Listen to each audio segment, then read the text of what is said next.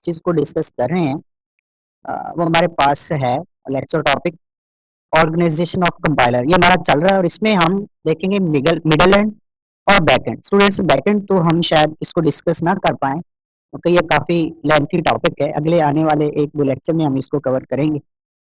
आज हम middle and को ज़रूर डिस्कस करेंगे। तो आइए स्टार्ट करते हैं स्टूडेंट्स। थोड़ा-सा रिव्यू लेंगे हमारे लास्ट लेक्चर का। लास्ट लेक्चर में हमने प्रीप्रोसेसर को डिस्कस किया और फ्रंट एंड को हमने डिस्कस किया। तो जैसे प्रीप्रोसेसर को हमने देखा कि ये आपकी जो स्पेशली हम हमारा जिससे ज़्यादा फंक्शनैलिटीज़ के साथ ताल्लुक रहता है, ये फ़ाइल को इंक्लूड करता है। जैसे आपकी हेडर फाइल्स हैं, उनका आपके सोर्स प्रोग्राम के साथ उनको इंक्लूड करता है और देन जो आपका ये मॉडिफाइड प्रोग्राम होता है, सोर्स कोड होता है, ये आपका कंपाइलर के पास चला जाता है और देन आगे फर्दर उस पे प्रोसेसिंग शुरू हो जाती है।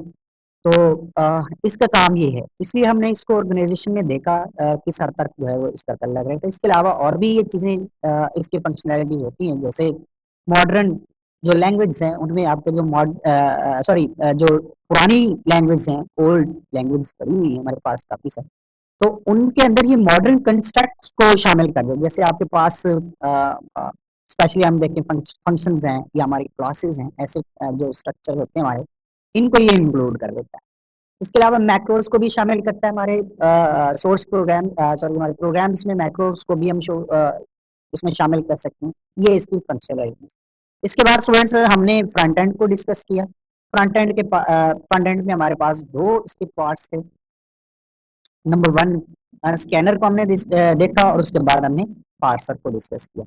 स्कैनर को स्पेशली हम लेक्सिकल एनालाइज़र का नाम भी देते हैं और उसमें हमने देखा था लास्ट लेक्चर्स में भी हमने इस चीज़ को काफ़ी डिटेल से डिस्कस किया कि जो स्कैनर है इसने टोकन्स जनरेट करने, हमारे लेक्सिम पॉइंट्स करने और देन आगे फर्दर उसको पार्सर को देंगे।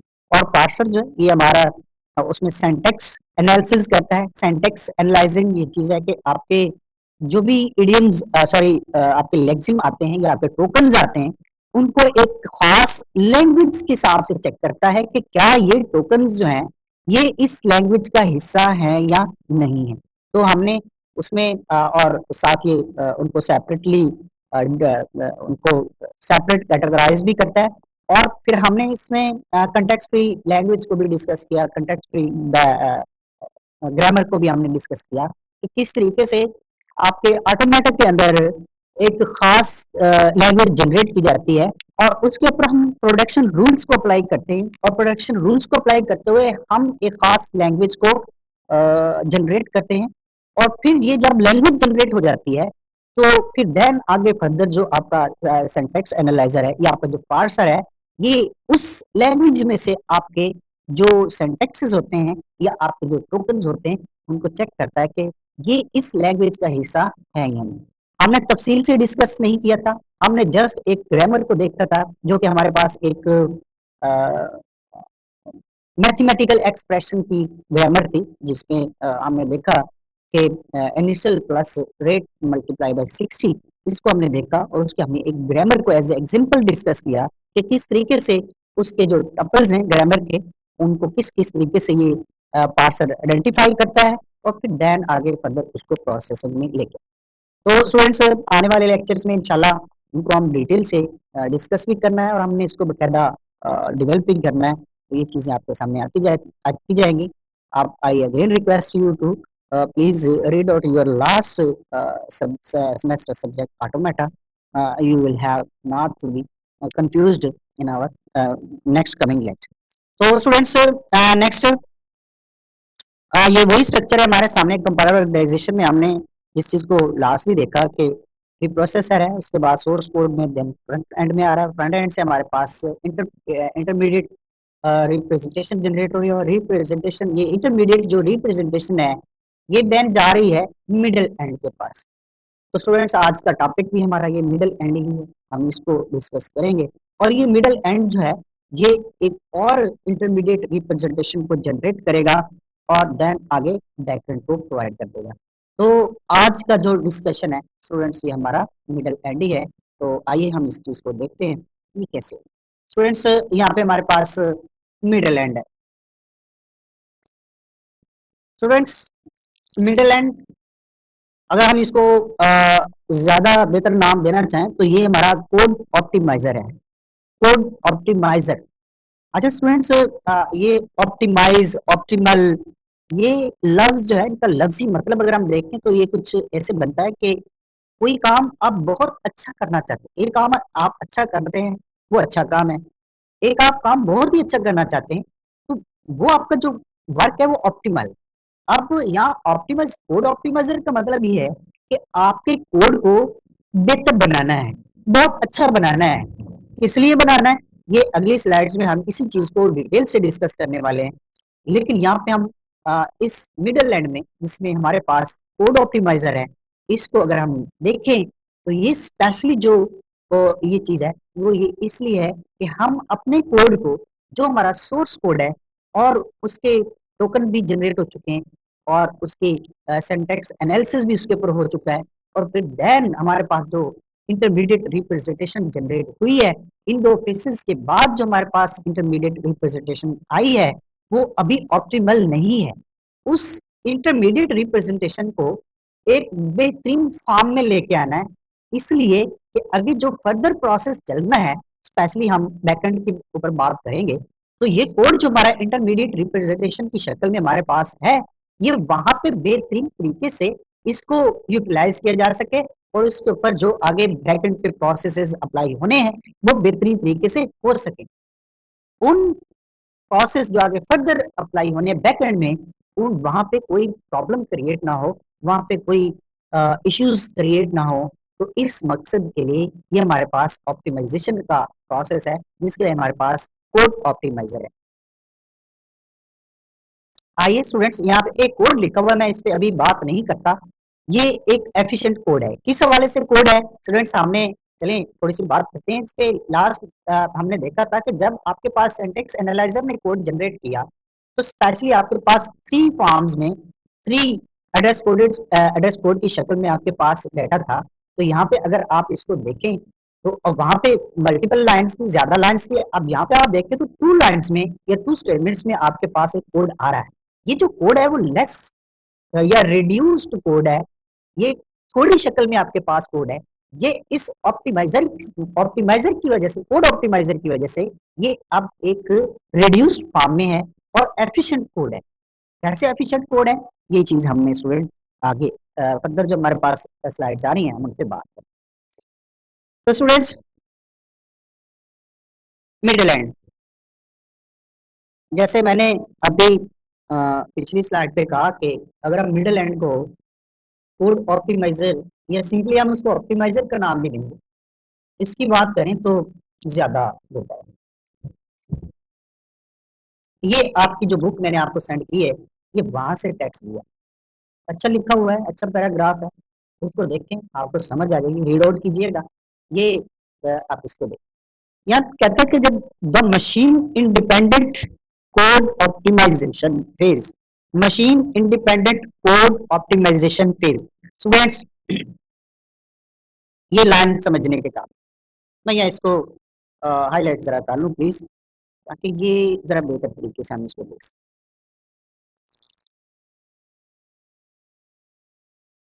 यहाँ तक इसकी बात करेंगे हम। मशीन इंडिपेंडेंट स्टूडेंट्स, हमारे कंपाइलर के पास जरूरी नहीं कि हम उसको सी का कोड देंगे कंपाइल करने के, जरूरी नहीं है। हम उसको जावा का कोड भी दे सकते हैं या किसी और लैंग्वेज का कोड भी दे सकते हैं कि आप इसको टारगेट प्रोग्राम में कन्वर्ट करें, यानी ऑब्जेक्ट कोड में कन्वर्ट करें, देन हमारा प्रोग्राम चले। अब डेफिनेटली आप जानते हैं सी का कोड और है, और जावा में जब आप कोड लिखते हैं तो और। अब यहाँ जो बात उसने की है कि मशीन इंडिपेंडेंट का मतलब ये है कि आपका जो कोड है वो किसी एक प्लेटफॉर्म के लिए नहीं है।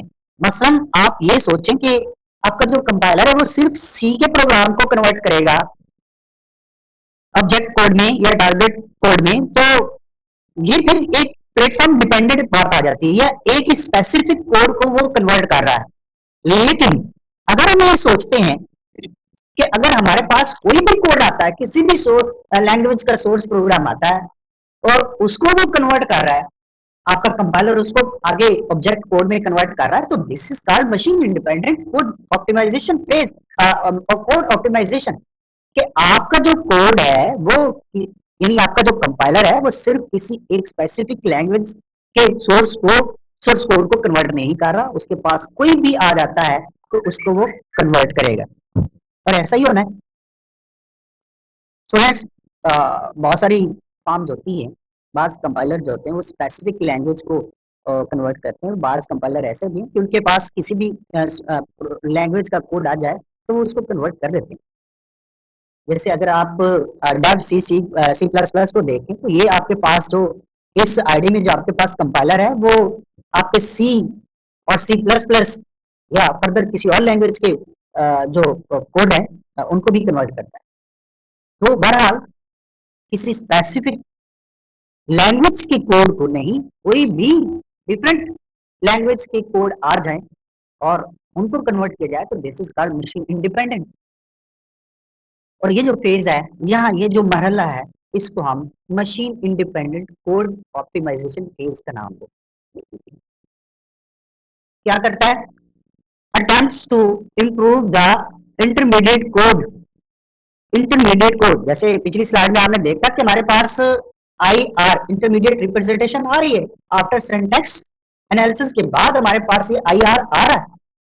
तो इसको बेहतर करने के लिए, इसको बेहतर करने के लिए किस तरह, so that better target code will results, कि आप एक बेहतर टारगेट कोड रिजल्ट प्रोड्यूस कर सकें। इस मकसद के लिए ये आपका कोड ऑप्टिमाइजेशन का फेज काम कर रहा है। यानी किसी भी लैंग्वेज का कोड उसके पास आएगा, वो उसको टारगेट कोड में कन्वर्ट करेगा। इसलिए करेगा कि आपके पास जो आई आर आई है उसको आप बेहतर फॉर्म में लेके आ जाए, उसको बेहतर टारगेट कोड में कन्वर्ट कर दें। तो ये काम करने के लिए ये आपके पास कोड ऑप्टिमाइजेशन फेज है। Usually better means faster. अब यहाँ बेटर की उसने वजह भी बता दी कि बेटर क्या होता है, कि आपका फास्टर है, यानी आपका जो कोड है वो बेहतर तौर पे एग्जीक्यूट हो सके, फास्ट एग्जीक्यूट हो सके। जैसे स्टूडेंट्स हमने पीछे देखा था कि आपका पीछे जो 3 एड्रेस कोड में हमने देखा कि वहां पे जो हमारे पास कोड है वो जरा बड़ी फॉर्म में है, वहाँ पे मल्टीपल लाइन्स है, ज्यादा लाइन्स है, बड़ा कोड है। और यहाँ अगर आप इसको देखें, ये जैसे ये मैं इसको हाईलाइट करता हूँ तो ये इसको देखें तो ये काम वही हो रहा है, लेकिन आपका कोड जो है वो शॉर्ट हो चुका है, रिड्यूस फॉर्म में है, कम शेप में है आपका कोड। और ये किसने करना है? ये इस ऑप्टिमाइजर ने करना है। और इसका फायदा आपको क्या है कि ये कोड जब एग्जीक्यूट होगा तो बहुत जल्दी एग्जीक्यूट होगा।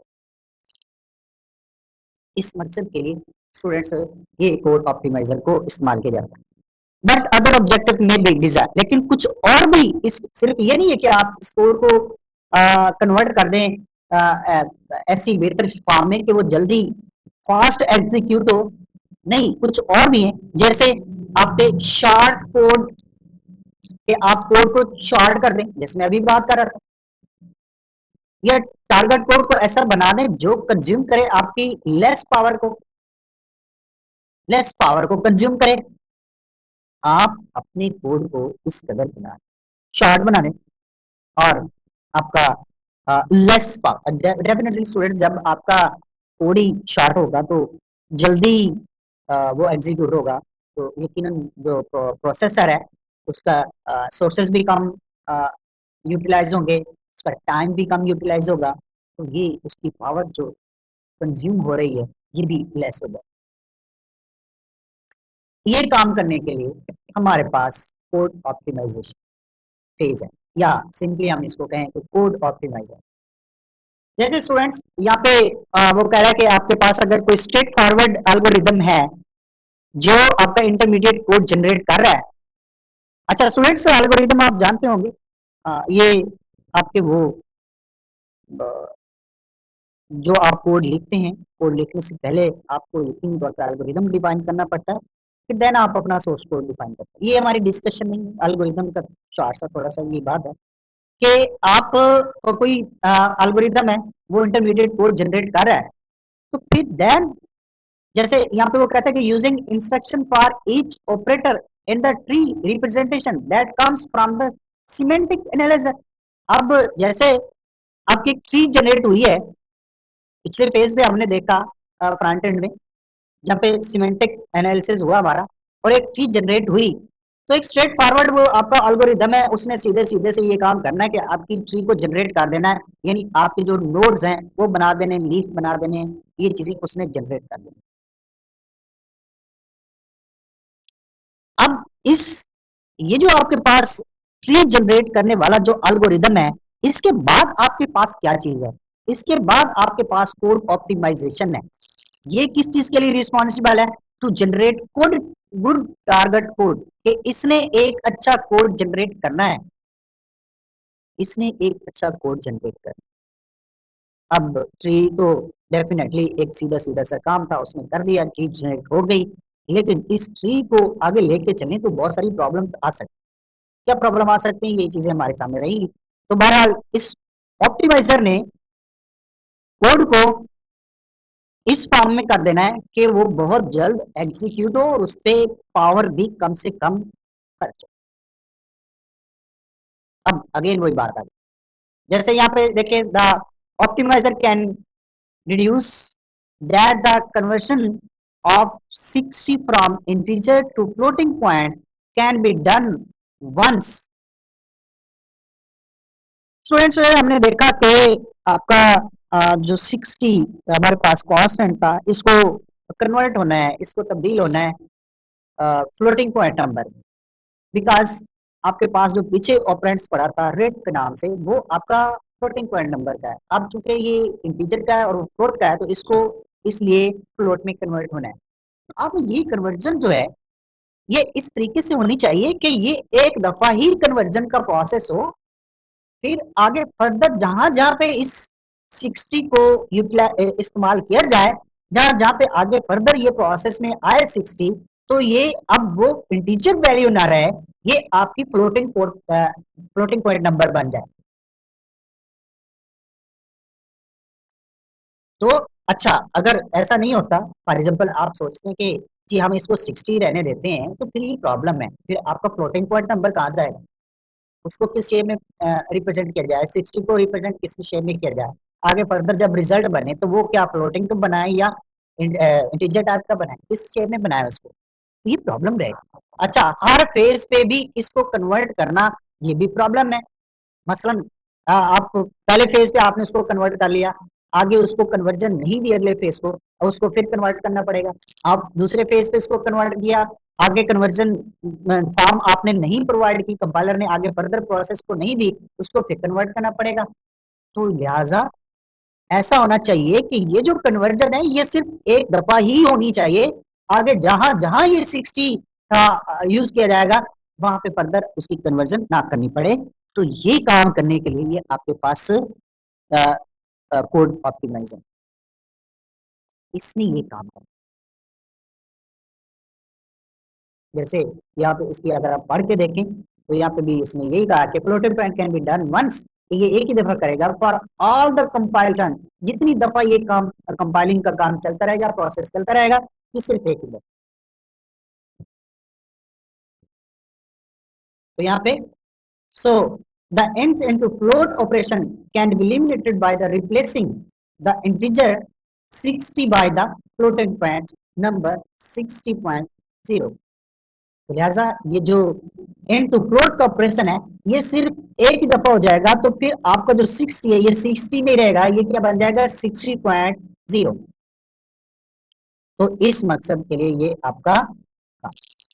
इसी तरह आप यहाँ पे एक और उसने बात की, more over T3 is used only once to transmit its value to ID1, so the optimizer can transfer into the shard sequence।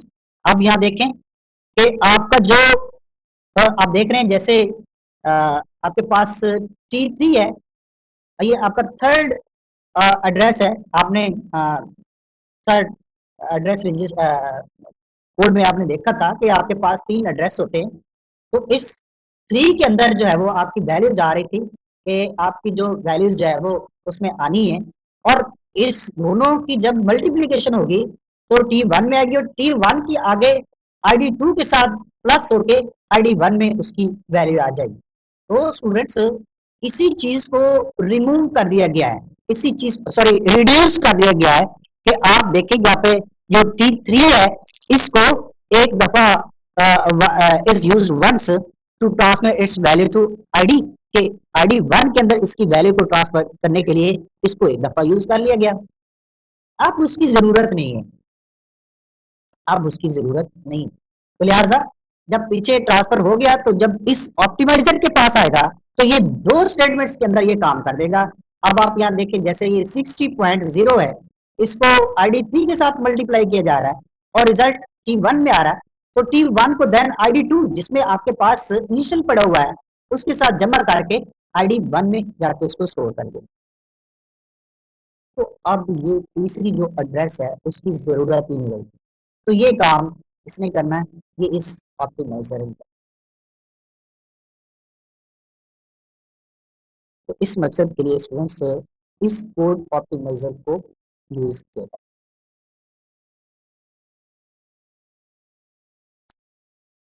आइए स्टूडेंट्स वेरी इंपॉर्टेंट हमारे पास ये चीजें हैं, इनको देखते हैं कि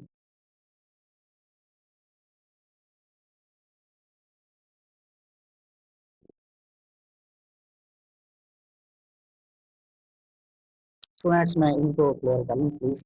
हाँ जी, तो ये हमारे पास जो मिडिल एंड है ये उसकी शेप है, आप स्टूडेंट्स देख रहे हैं। अच्छा यहाँ एक बात मैं क्लियर करता चलूं कि यहाँ इसमें भी आपके कोई एरर्स आ सकते हैं, ये जरूरी नहीं है कि इस पोजीशन पे भी आपके एरर्स नहीं आएंगे, आएंगे, उनको फाइंड आउट किया जाएगा। ये कौन से एरर्स हैं अभी नेक्स्ट स्लाइड्स पे हमारे सामने आ जाते हैं। यहाँ बहरहाल आप इसको जो ये चीज समझाई जा रही है इसमें देखें कि आपका IR आ रही है और अच्छा ये जो ऑप्टिमाइजर है इसके मल्टीपल लेवल्स होते हैं, कोई एक लेवल नहीं है। मतलब आप ये समझें कि हमारे जो ये ऑप्टिमाइजर है या ये जो मिडल एंड है ये एक ही ऑप्टिमाइजर पे मुश्तमिल होता है, नहीं मल्टीपल ऑप्टिमाइजर भी हो सकते हैं। तो अब यहाँ पे एक IR हमारे पास आ रहा है, ऑप्टिमाइजर 1 के पास आया, उसने IR जनरेट की ऑप्टिमाइजर 2 की दी, उसने आगे 3 को और फिर देन सो ऑन, ये जितने भी ऑप्टिमाइजर आपने बनाए होंगे अपने कंपाइलर के अंदर ये उस हिसाब से काम करते रहेंगे और हर ऑप्टिमाइजर को आप एक डिफरेंट टास्क दे रहे हैं कि आपने ये काम करना है, आपने ये काम करना है। और ये रिपीटिशन भी हो सकती है स्टूडेंट्स, यहाँ जरूरी नहीं है कि एक ही प्रोसेस से निकल के आपका सारा काम हो जाएगा, आपका ये मल्टीपल पोजीशंस भी आ सकती है। जैसे आप इनपुट्स करते हैं तो आप मल्टीपल इनपुट्स करते हैं तो हर इनपुट को वो चेक करेगा कि ये मुतलका इनपुट है या नहीं है, तो आपकी मल्टीपल इनपुट आती रहेगी तो ये रिपीटिशन का काम चलता रहेगा। और अगर कहीं एरर मिलता है उसको आप मुतलका इनपुट नहीं दे रहे, आप आपकी स्टेटमेंट्स में कोई प्रॉब्लम है तो ये आपको एरर जनरेट करके देगा। तो ये स्टूडेंट्स एक बेहतरीन फॉर्म है जिससे आप ऑप्टिमाइजर को समझ सकते हैं कि इसने क्या करना है या इसकी शेप क्या है। जैसे यहाँ पे कि modern optimiser optimiser organised as series of optimiser, कि ये ऑप्टिमाइजर की सीरीज होती है कि आजकल जो नए ऑप्टिमाइजर आ रहे हैं कोड ऑप्टिमाइजर ये किसी एक पार्ट पे मुश्तमिल नहीं होते, इनकी सीरीज है। सर जी सर ये जो मतलब मल्टीपल ऑप्टिमाइजर्स है ये जितने भी लेवल होंगे ये सारे सेम काम करेंगे? नहीं सेम पहला जो है नहीं वाला सॉरी दूसरा काम सेम करेगा नहीं इसका? काम करें, सेम नहीं काम करेंगे। आप हर ऑप्टिमाइजर को कोई डिफरेंट उसको टास्क देंगे, अगर सेम काम करना है तो फिर उसके लिए एक ही ऑप्टिमाइजर हमारे पास उसका लेवल काफी है। हाँ ऐसा कभी भी नहीं होगा, इसको डिफरेंट आप ऑप्टिमाइजर देंगे सॉरी डिफरेंट टास्क देंगे और डिफरेंट टास्क उन्होंने परफॉर्म करना। हाँ ये हो सकता है कि आप एक से एक काम करवाने दूसरे से कुछ काम दूसरे से करवाना, ये हो सकता है, लेकिन ये नहीं हो सकता कि सारे ऑप्टिमाइजर एक जैसा ही काम कर रहे होंगे, फिर उसकी कोई लेवल बनाने की जरूरत नहीं बनती। जी sir. Students functions of optimiser, अब तक आप समझ चुके होंगे कि ये ऑप्टिमाइजर क्यों है।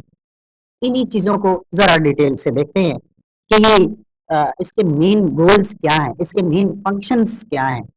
ये चीज स्टूडेंट्स अभी हम इसको देखते हैं। हमारे पास यहाँ पे कहता है कि intermediate stage stage for code optimisation, एक तो वो बात आ गई कि ये हमारी एक इंटरमीडिएट स्टेज है जहाँ पे कोड को ऑप्टिमाइज किया जाता है।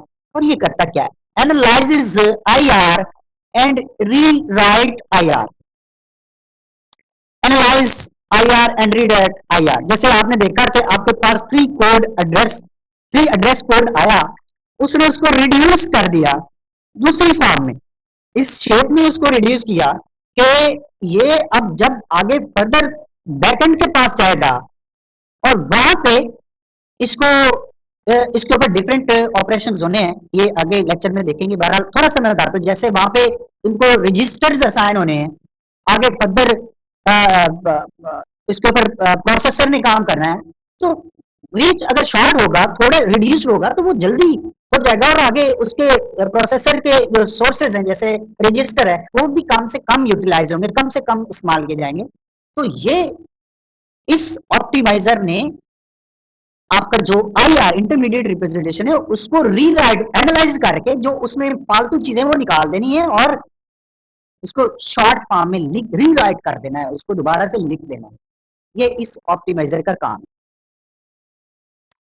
Main goal to reduce the running time of node. अब वही बात आ गई, अब जैसे डेफिनेटली आपने देखा कि अगर तीन स्टेटमेंट, आप एक ही काम करने के लिए तीन स्टेटमेंट्स देते हैं और वही काम करने के लिए आप दो स्टेटमेंट दे रहे हैं, तो डेफिनेटली आपका जो प्रोसेसर है वो तीन स्टेटमेंट्स पे जितना टाइम लगाएगा उससे कम टाइम में दो स्टेटमेंट्स को वो एग्जीक्यूट कर देगा।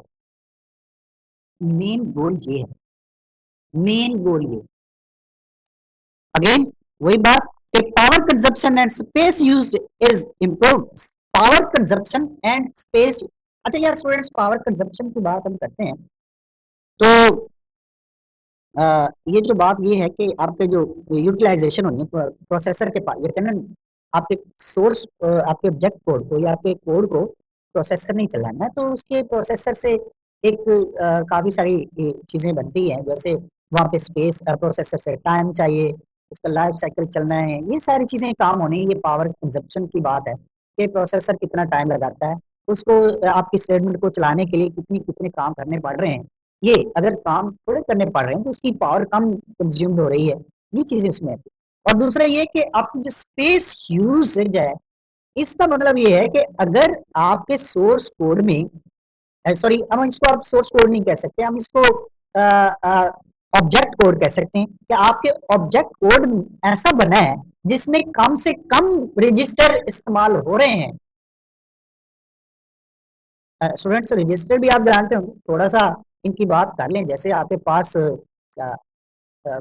इंस्ट्रक्शन काउंटर रजिस्टर्स होते हैं, इस तरह आपके स्टैक रजिस्टर्स होते हैं, आपके स्पेशल पर्पस रजिस्टर्स होते हैं, ऐसे बहुत सारे रजिस्टर्स होते हैं जिसमें मुख्तलिफ तरह की आपकी इंस्ट्रक्शन जाती हैं, डाटा जाता है, आपके जो रिजल्ट्स बनते हैं वो जाते हैं। अब एक इंस्ट्रक्शंस को एग्जीक्यूट होने के लिए रजिस्टर की ज़रूरत है, कोई कंप्यूटेशन प्रोसेस चल रहा है, एड्रेसेस की ज़रूरत है, इसी तरह कोई रिजल्ट्स बन रहे हैं उसके लिए एड्रेसेस की ज़रूरत है, रजिस्टर्स की ज़रूरत है। अब ये सारी चीज़ों के लिए रजिस्टर्स की ज़रूरत है। अगर आपका कोड शॉर्ट है तो हमें रजिस्टर्स की ज़रूरत भी कम ही पड़ेगी, तो स्पेसेस की जो यूजेज है वो कम होगा, और जितना ज़्यादा जितना कम हम स्पेसेस को यूज करेंगे हमारा कोड उतना ज़्यादा जल्दी एग्जीक्यूट हो जाएगा और उतना एफिशिएंट एग्जीक्यूशन होगी उसकी, प्रोसेसर के रिसोर्सेज कम यूटिलाइज होंगे। तो ये भी ऑप्टिमाइजेशन का ये भी काम है इस ऑप्टिमाइजर का कि उसने जो स्पेस यूजेज है उसको भी बेहतर करना। Move computation to less frequently executed place, students very important है। अब आपका कोड गया प्रोसेसर के पास गया, अब कोड जब प्रोसेसर के पास जाएगा तो उसने उसके ऊपर एग्जीक्यूशन होनी है। अब यकीनन अगर प्रोसेसर के पास इस कोड को बिफोर एग्जीक्यूशन वो रिसोर्स दिए जाएं जो बहुत कम यूटिलाइज हुए हैं, या वो उस जगह में आपके कोड को रखा जाए जो कंप्यूटेशन में कम यूज हो रही है, तो प्रोसेसर वहां से जल्दी उठाएगा आपके कोड को और जल्दी एग्जीक्यूट कर देगा, या उसकी एग्जीक्यूशन में उसको प्रॉब्लम नहीं आएगी। इसके बरक्स अगर आप कोई ऐसी जगह देते हैं अपनी स्पेस अच्छा स्टूडेंट्स स्पेस एलोकेट होनी है, ये आगे बैकएंड में हमने इस चीज को डिस्कस करना है कि आपके कोड को, ये जो कोड इंटरमीडिएट रिप्रेजेंटेशन बनी है, इसको आगे स्टोरेज स्पेस एलोकेशन होनी है। अच्छा, बहरहाल आपने अपने कोड को ऐसी जगह रखा जो जिस जगह पे बहुत ज्यादा कंपटीशन का प्रोसेस चल रहा है, तो फिर आपका कोड जो है वो ज्यादा टाइम लगा सकता है, हो सकता है प्रोसेसर को उस तरफ आने में टाइम ज्यादा लग जाए। तो वहां पे आप इसको ये जो ऑप्टिमाइजर है, ये आपको कोड को उसकी तरफ उस जगह पे लेके जाएगा जहां पे कम एग्जीक्यूशन हो रही है और वो जगह अवेलेबल है और उसके लिए वो उसको दी जाए। स्टूडेंट्स अगेन वेरी इंपॉर्टेंट के finds redundant competition and removes. अच्छा, रिडंडेंसी ये आप लोगों ने डेटाबेस में डिस्कस की होगी, किसी चीज का रिपीटिशन में आ जाना, बार बार आ जाना। जैसे डेटाबेस में हम देखें तो वो अपने डाटा आपका रिपीटेडली अगर आ रहा है तो रिडंडेंट डाटा है। इस तरह अगर हम कंपटीशन में देखें, अगर कोई एग्जीक्यूशन बार बार हो रही है, कोई प्रोसेस बार बार चल रहा है और एक दफा चलने से ही आपका काम हो गया और बार बार चलने से उसकी कोई फायदा नहीं है आपको, तो देन इस कंपैरिजन की या इस कंपटीशन की आपको कोई इसको जरूरत ही नहीं है, उसको बार बार एग्जीक्यूट करवाने की जरूरत ही नहीं है। मसलन कोई आपको कहता है कि आप एक ऐसा प्रोग्राम लिखें जो आपकी इस स्टेटमेंट को एक दफा एग्जीक्यूट कर दे, तो आपको वो एक दफा स्टेटमेंट लिख के देने से ही आपका काम हो गया, तो आपको 10 दफा लिखने की जरूरत नहीं है। अगर आपने स्टेटमेंट को 10 दफा लिखा है और उसकी जरूरत नहीं है, तो फिर देन ऐसी स्टेटमेंट को निकाल देना चाहिए। अच्छा, रिडंडेंट, एक काम हुआ, आपने फिर वही काम कह दिया करो, तो ये चीजें जो है वो आपकी रिडंडेंट में। तो कोड ऑप्टिमाइजर ने ऐसी कंडीशन को भी रिमूव करना है, फाइंड करना है और उसको रिमूव करना है, निकालना है इसको। तो स्टूडेंट्स, ये इस कोड ऑप्टिमाइजर के काम है। एक और वेरी इंपॉर्टेंट है कि removes useless and unreachable code, unreachable code. Students, आप अपने कोड लिखते हैं, सॉफ्टवेयर अपने प्रोग्राम्स लिखते हैं यूजलेस, जैसे फॉर एग्जांपल आपने अपने कोड में कोई वेरिएबल बनाया, किसी भी नाम से आपने डिक्लेयर किया वेरिएबल को, और उसको आगे फर्दर आपने कहीं यूज नहीं किया, तो ऐसा जो वेरिएबल है ये आपके लिए यूजलेस है। आपने कोई स्ट्रक्चर डिफाइन किया और उसको आपने कोई यूज नहीं किया, ये स्ट्रक्चर आपके लिए यूजलेस है। हाँ, आप उसको डिफाइन करते हैं तो आप उसको देन आगे उसको यूज भी करें, उसको कहीं इस्तेमाल भी करें, तो फिर वो यूजलेस नहीं है। अगर कहीं है तो फिर इस कोड ऑप्टिमाइजर ने इस चीज को रिमूव करना है, इसको निकालना है। वजह, अगर आप फॉर एग्जांपल वेरिएबल बनाते हैं तो ये वेरिएबल यकीनन मेमोरी में जगह लेगा और प्रोसेसर को भी इसकी तरफ अपने कंट्रोल को भेजना पड़ेगा। अब ये इस पे टाइम भी लगा और वहां जगह भी ली उसने। अब इसकी चूंकि जरूरत नहीं है, इसलिए इसको निकालना है, तो ये कोड ऑप्टिमाइजर करेगा। इस तरह अनरीचेबल कोड, जैसे आप मेन फंक्शन से बाहर कोई कोड लिख देते हैं,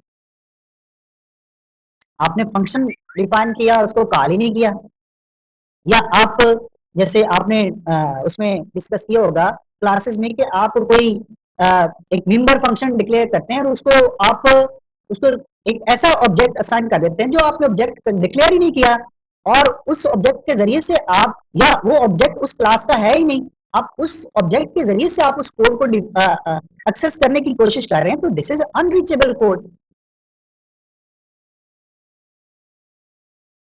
अब इसी तरह जैसे आपने कोई फाइल, जैसे आप फाइल को शामिल करते हैं अपने कोड में, तो आप किसी फाइल से डाटा उठा रहे हैं तो वो फाइल एग्जिस्ट ही नहीं है, उसका कोड आप उसकी वो चीजें उसको मिल ही नहीं रही।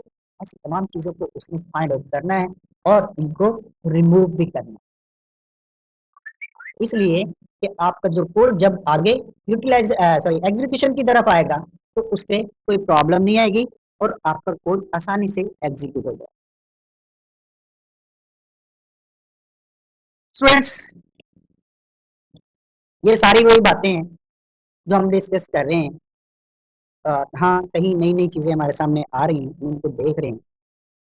तो अगर हम इस कंपाइलर के डिजाइन ऑब्जेक्टिव्स को देखें, या अगर हम ये कह लें कि जो हमने डिस्कशन की है उसका निचोड़ हमारे सामने क्या है, तो ये चीजें हमारे सामने हैं। हम इसको यहाँ पे देखते हैं कि compiler organizations must meet following design objectives. Students, sorry optimisation, organisation में कह रहा था ऑप्टिमाइजेशन के कंपाइलर में जो मेरे तक काम है उसके उसको डिजाइन करने के क्या ऑब्जेक्टिव्स हैं, ये वही बातें। The optimisation must be correct, कि आपके ऑप्टिमाइजेशन का जो काम है ये सही होना चाहिए। स्टूडेंट्स, आप जब ये ऑप्टिमाइजर बनाएंगे, इसको डिजाइन करेंगे, तो ऐसा नहीं होना चाहिए कि किसी एक काम के लिए तो आपने अच्छा बना दिया, वो काम सही हो रहा है और कोई दूसरा काम जो है वो सही नहीं कर रहा। तो ये जो आपकी जो ऑप्टिमाइजेशन है ये सही नहीं है। आपको सही बनाना है। आप जो ऑप्टिमाइज़र डिज़ाइन करें, वो ये जो ऑप्टिमाइज़ेशन का काम करे वो बिल्कुल ठीक करे।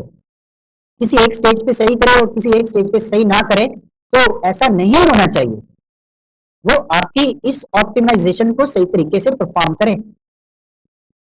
इस तरह that is preserve the meanings of the compiled program, preserves the meanings of the compiled program. Students, very important है, ये लफ्ज बहुत अहम है इस ऑप्टिमाइजेशन में, कि आपने जो प्रोग्राम कंपाइल किया है उसमें क्या क्या चीजें हैं, किन किन चीजों का किस किस चीज के साथ तल्लक है, किस चीज को स्पेस मिलनी है, किस चीज कौन सी इंस्ट्रक्शन एग्जीक्यूट होनी है, किस हद तक होनी है, आपका कोड क्या कह रहा है, ये सारी चीजें उस कंपाइल्ड कोड के मीनिंग्स हैं,